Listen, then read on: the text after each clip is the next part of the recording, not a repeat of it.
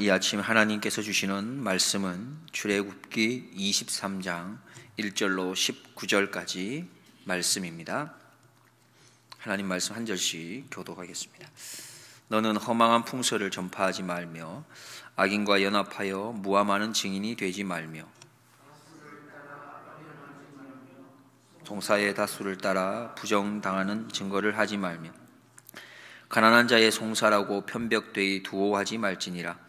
내가 만일 내 원수의 길 잃은 소나 나귀를 만나거든 반드시 그 사람에게로 돌릴지며 내가 만일 너를 미워하는 자의 나귀가 짐을 싣고 엎드러짐을 보거든 삼가 버려두지 말고 그를 도와 그 짐을 부리울지니라. 너는 가난한 자의 송사라고 공평치 않게 하지 말며 거짓 일을 멀리하며 무죄한 자와 의로운 자를 죽이지 말라.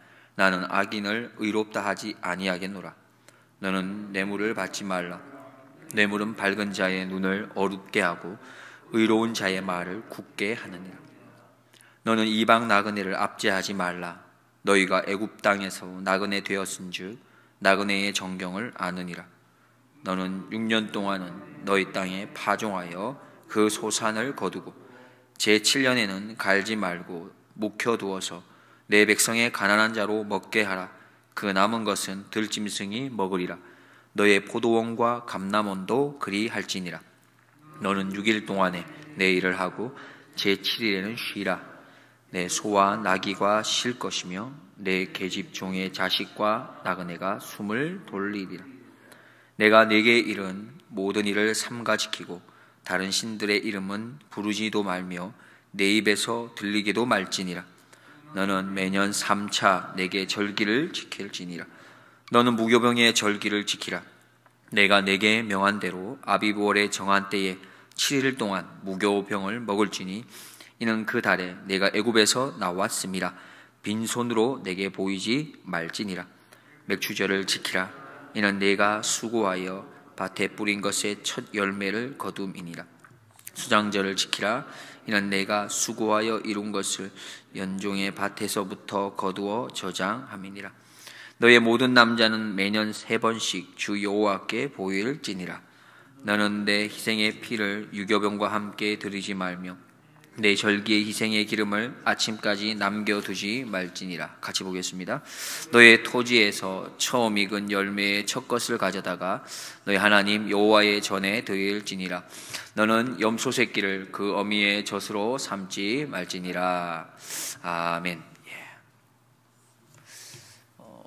자유라고 하면 어떤 것이 생각나십니까?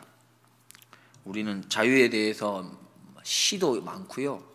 자유에 대한 정의도 참 여러 가지 많더라고요. 일반적으로 우리가 알고 있는 자유는 남에게 구속을 받거나 무엇에 얽매이지 않고 자기 의지대로 행동하는 것. 법률적인 용어로 한다면 법의 범위 안에서 자기 마음대로 할 수 있는 어떠한 행동이라고 볼 수 있습니다. 우리가 흔히 쉽게 생각하면 내 마음대로 하는 것, 하고 싶은 대로 하는 것이라고 볼 수 있겠죠.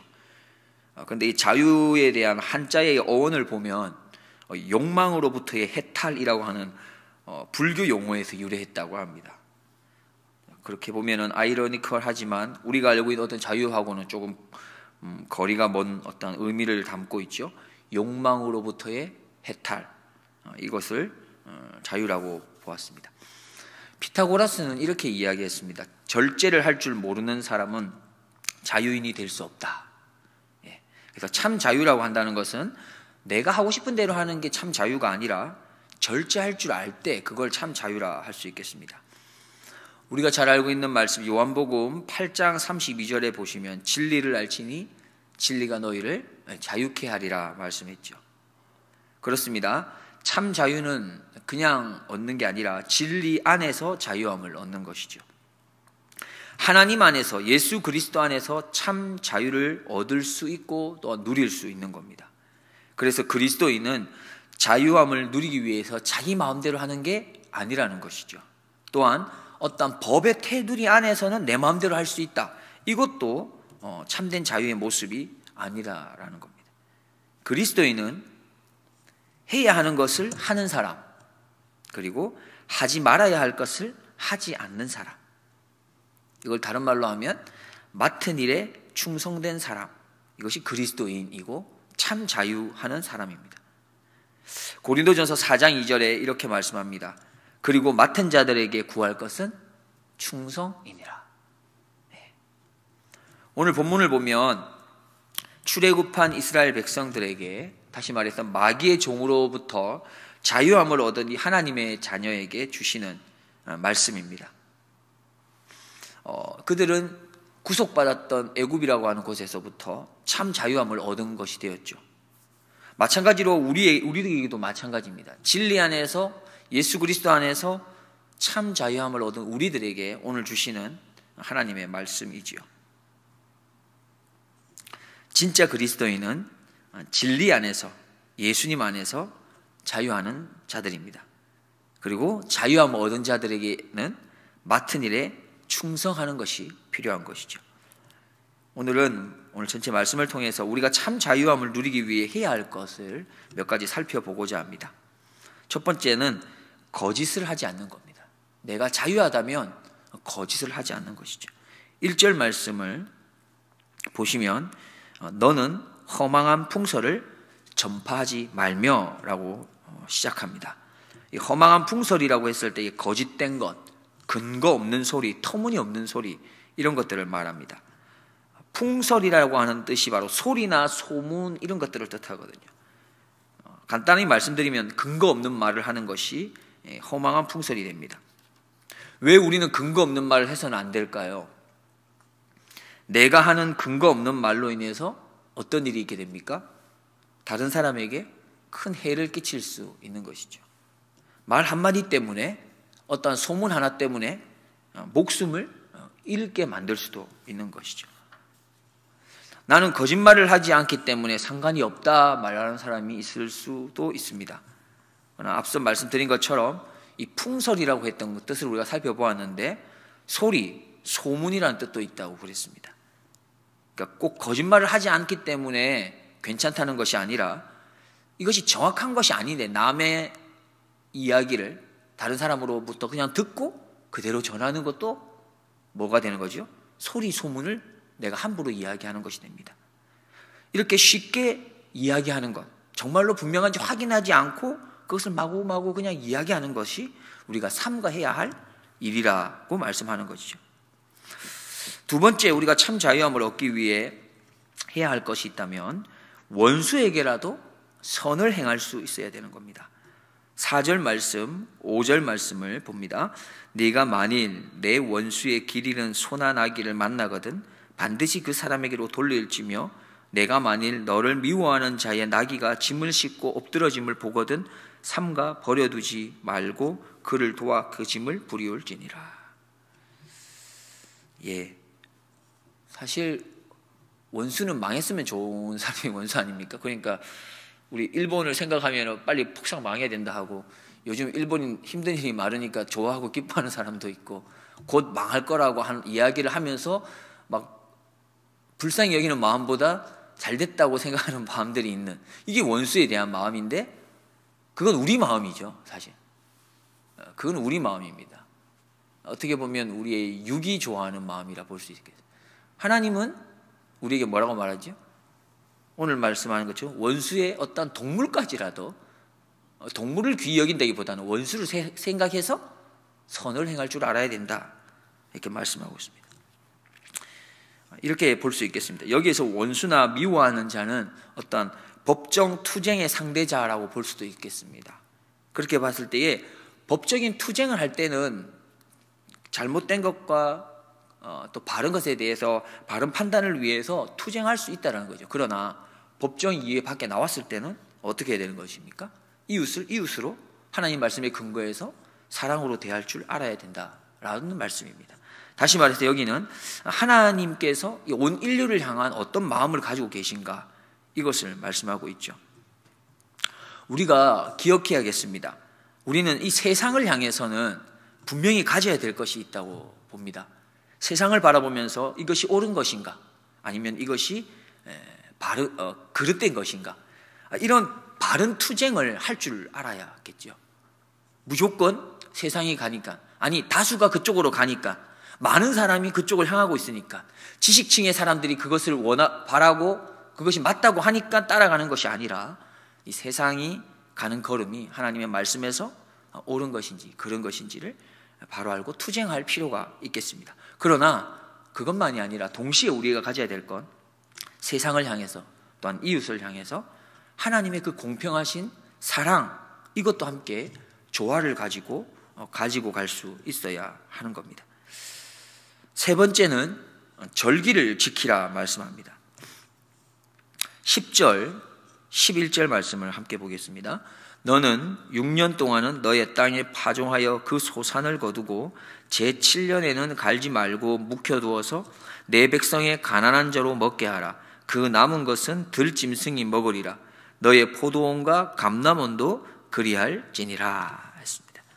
7년째 될 때는 어떻게 하라는 겁니까? 땅을 경작하지 마라, 이런 말씀이시죠. 그래서 그것이 자연스럽게 그 땅 스스로가 열매를 거두거나 맺게 되는 모든 결실에 있어서는 가난한 자들이나 그냥 짐승들이 먹도록 그냥 두라는 것입니다. 자기 땅에 있는 것이라 할지라도 그건 누구 거라는 거죠? 내 것으로 이렇게 수확을 하지 말라는 것이죠. 결국 이 의미는 하나님에게 모든 소유권이 있다라는 것을 인정하는 것을 가르쳐주고 있는 말씀입니다.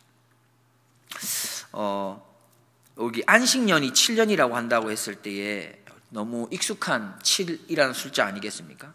일주일이 며칠입니까? 7일이죠. 저는 안식년을 생각하면 우리는 안식일을 한번 생각해 볼 수 있을 것 같습니다.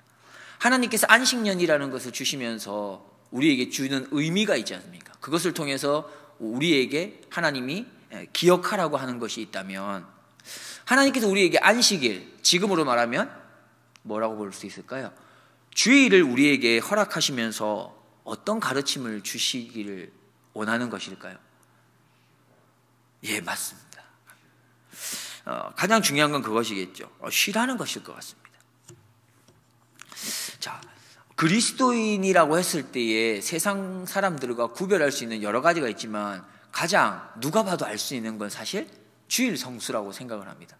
내가 그리스도인이라면 최소한의 누가 봐도 알 수 있는 주일 성수만큼은 내가 온전히 지키고 있는가 생각해 봐야겠습니다. 그리고 그의 의미도 참으로 중요한 것이죠. 우리가 쉽게 알 수 있는 것처럼 쉼의 의미가 있습니다. 나에게만 쉼을 하라는 것이 아니죠. 이웃에게도, 자연 모든 만물에게도 쉼의 의미가 있습니다.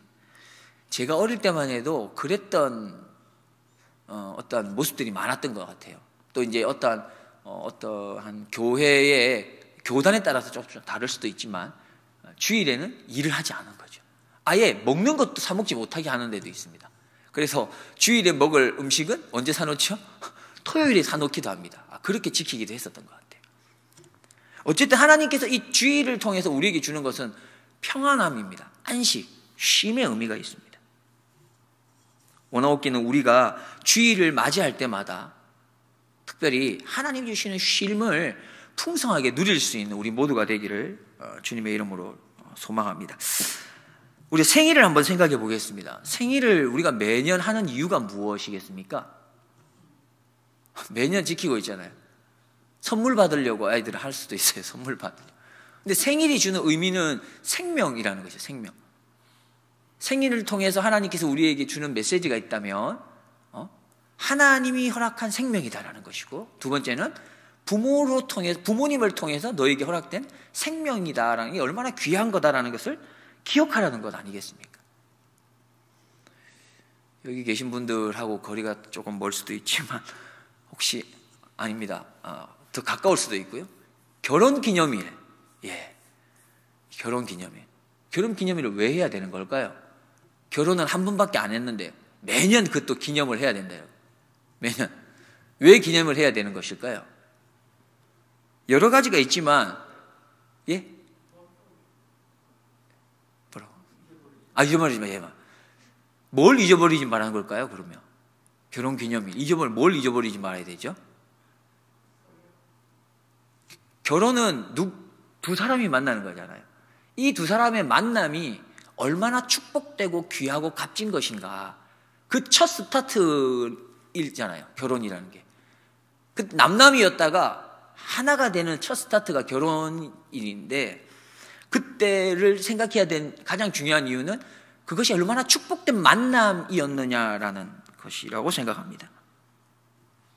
이렇듯 우리가 어떤 기념일이라는 것은 우리에게 주는 메시지가 있어요. 그것을 아까 말씀해 주신 것처럼 잊지 말고 기억해야 할 필요가 있기 때문에. 그렇다면 하나님께서 우리에게 주일이라는 것을 매주마다 주시는 이유는 매주마다 너희들이 잊지 말고 기억해야 될 게 있다는 거예요. 그게 뭐라냐면 아까 말씀하신 대로 쉼이라는 게 있지만 또 한 가지가 있습니다. 우리가 아까 전에 안식년을 생각하면서 우리가 기억했던 것은 모든 토지의 소유권이 하나님에게 있다라고 한다면, 우리가 매주일 주님 앞에 나와서 고백하고 또 고백해야 될 게 있다면 우리의 인생의 주인은, 내 삶의 주인은 하나님입니다 라고 하는 이런 고백들이 매주일마다 하나님께 드려져야 하는 것이죠. 주일마다 우리가 반드시 기억하고 더 깊이 있게 묵상하며 마음에 새겨야 할 것은 하나님이 내 인생의 주인이라는 사실이며 하나님 안에 참된 안식과 자유함이 있다는 겁니다. 이것이 어쩌면 이미 우리에게 주어진 하나님의 은혜 아니겠습니까? 이미 우리에게 허락되어진 하나님의 축복입니다. 원하옵기는 이것을 마음껏 누리면서 살아갈 수 있는 그런 복된 인생이 되기를 축복합니다. 14절부터 17절까지의 말씀은 유명한 3대 절기에 관한 말씀입니다. 유월절과 맥추절, 수장절에 관한 말씀을 하고 있습니다. 이 순례의 절기는 보통 희생제였으며, 이 희생제를 하면서 함께 모여서 큰 기쁨을 누리고 식사를 하고 또 어떤 춤을 추고 축제를 벌이는 것이 이런 행사였습니다. 무교절은 우리가 쉽게 생각하면 출애굽 때 했을 때의 사건을 우리가 생각하라는 것이죠. 그래서 일반적으로 이 무교절은 유월절이나 무교절이라고 하는 두 용어를 함께 사용하고 있지만, 무교절이라고 하는 것은 유월절 이후에 7일간의 무교병 축제를 말하는 것이죠. 유월절 그 당일에는 무엇이 있었습니까? 어린 양의 희생이 있었었고요. 그런 것들을 기억하라는 것입니다. 수장절은 농사력이 끝나는 가을에 큰 기쁨으로 지키던 어떤 절기였습니다. 이것은 어떻게 보면 무엇을 기억하라는 것이냐 하면 40년간 광야의 방랑 생활을 기억하라라는 의미가 있습니다. 맥추절을 간단히 보면 맥추절은 추수감사절기라고 보시면 됩니다. 어떠한 수확에 대해서 하나님께 감사를 드리는 그러한 절기를 말씀하고 있는 것이죠. 맥추절은 7주 전에 시작되었던 어떤 추수가 하나님의 보호 아래에서 지켜졌고 성공적으로 끝마치게 된 것에 대한 기쁨과 감사의 절기입니다. 정리를 하면 이렇습니다. 이스라엘 백성들에게 있어서 이 3대 절기가 너무나 중요한 절기인데, 이 절기를 지킬 때마다 해야 할 어떤 절차들이 있습니다. 순서들이 있고 방법이 있고 형식이 있는 것이죠. 그런 것들은 참 중요하게 하나님은 여기셨습니다. 마찬가지로 우리에게도 어떤 절기들이 있어요. 우리가 쉽게 알 수 있는 부활절이라고 하는 절기가 있죠. 추수감사절이 있고 또 크게는 성탄절이 있고 또 다른 절기들이 있습니다. 거기에도 어떤 형식이 있고 절차가 있습니다. 중요해요. 예배는 어떻습니까? 예배도 우리가 순서에 따라서 드리고 있고 나름의 그 안에 어떤 의미들을 다 가지고 있습니다. 근데 여기에 더 중요한 거 있다면 무엇이 있을까요? 성경에서도 말하죠. 내가 예배보다 더 중요히 여기는 게 있다. 뭐라고 말합니까? 너희의 마음, 너희의 중심이다 말씀합니다. 절차도 중요하고 형식도 중요하지만 더 중요한 건 너희의 마음과 너희의 중심이다 말씀합니다. 그렇다면 모든 절기와 또 모든 예배를 우리가 행할 때에 반드시 우리 이 마음속에 있어야 될 것이 있다면 무엇이겠습니까? 앞서 우리가 3대 절기를 보면서 느낀 것처럼, 알 수 있었던 것처럼 우리의 마음과 중심에 반드시 있어야 될 것은 감사와 기쁨이라는 것이죠. 예배는 감사와 기쁨이 빠져서는 바른 예배가 될 수 없다는 겁니다. 절기 때마다 그 상황과 그 하나님 주신 의미를 기억하면서 떠올려야 되는 건 그래서 감사하다는 것이죠. 그래서 나는 참 기쁘다라는 것입니다. 다시 한번 정리하면 무교절은 출애굽하게 해주신 그 하나님의 구원의 은혜를 기억하면서 뭐하는 축제의 날입니까? 감사하는 축제의 날이라는 것이죠. 수장절은 광야의 과정 가운데서라도, 죽을 수밖에 없는 광야의 상황 속에서라도 하나님이 어떻게 인도하셨는지를 우리가 잊지 말고 기억하면서 그 하나님의 보호와 인도에 감사하는 축제의 날입니다. 절기입니다. 맥주절은 어떻습니까? 하나님께서 거두게 하시고 수확하게 하신 그 양식, 그런 것에 대한 기쁨과 감사의 바로 축제의 절기인 것이죠. 하나님께서 우리에게 절기를 지키라 하심은, 하나님께서 우리에게 예배를 잘 성수하라고 하심은, 하나님께서 우리에게 성도의 교제와 모임에 힘쓰라 함은 우리에게 감사와 기쁨을 풍성하게 넘치게 하시고자 함입니다. 그래서 우리는 하나님의 이름으로, 예수님의 이름으로 모일 때마다 감사와 기쁨으로 축제를 해야 하는 것이죠. 주일 예배뿐만이 아닙니다. 모든 예배, 그리고 구역의 모임에서라도 우리는 그 안에서 하나님이 허락해 주시는 감사와 기쁨의 은혜를 기대하고 사모하면서 모일 필요가 있는 것이죠. 원하옵기는 모든 예배에 감사와 기쁨에 넘치기를 소망합니다. 모든 예배가 축제가 되기를 원하며 우리의 삶에 하늘의 영광과 기쁨과 감사가 넘쳐나서 날마다 하나님 나라가 더 풍성하게 이루어져 가기를 예수님의 이름으로 축복합니다. 또 이러한 일로 인해서 우리 안에 넘치는 이 감사와 기쁨으로 인해서 우리의 예배를 통해 우리가 얻게 된 그 감사와 기쁨을 통해서 우리 주변에 바로 하나님 나라의 그 아름다움이 전파되어져 가고 그렇게 전도의 아름다운 어떤 발판이 될 수 있기를 주님의 이름으로 축복드립니다. 기도하겠습니다. 하나님 아버지, 감사합니다. 우리에게 하나님 나라의 영광과 기쁨과 감사를 주시기를 원하시는 하나님, 우리가 하늘의 기쁨을 누리기 위해 거짓에서 멀어지게 하시며 원수를 향한 선한 마음을 갖게 하시고 무엇보다 예배의 순간순간마다 하나님께서 허락하시는 감사와 기쁨이 넘쳐서 축제의 예배가 되게 하여 주시옵소서. 축제의 예배를 통해 내 삶에 축제가 있게 하시고 축복된 나의 변화된 삶을 통해 이웃에게 영원한 하나님 나라를 전하게 하시되 기쁨과 감사함으로 전할 수 있는 삶의 걸음걸음이 되게 하여 주옵소서. 우리에게 진리 안에서 참 자유함을 주시는 예수 그리스도의 이름으로 기도드리옵나이다. 아멘.